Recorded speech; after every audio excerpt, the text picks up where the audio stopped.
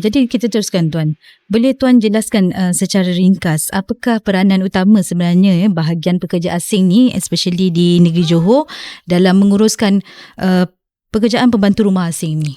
Baiklah.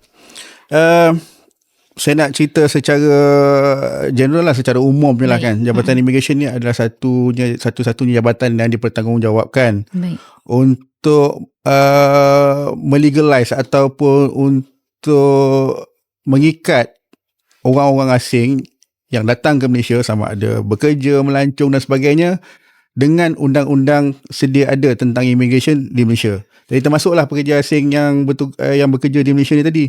Dia orang perlu memohon satu pas yang sah untuk bekerja, because sesiapa orang asing datang ke Malaysia, 2-3 perkara yang utama bagi mereka perlu ada, antaranya adalah dokumen.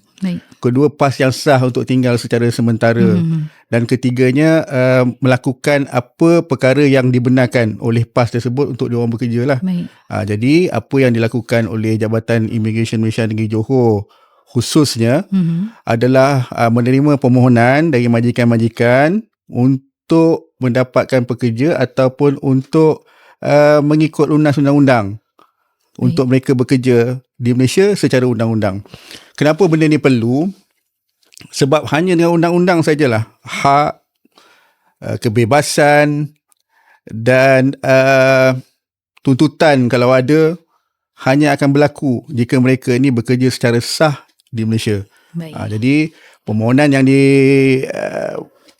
dapatkan daripada Jabatan Immigration Malaysia khususnya di Johor ni adalah untuk menjaga kepentingan majikan dan pekerja itu sendiri. Baik, jelas.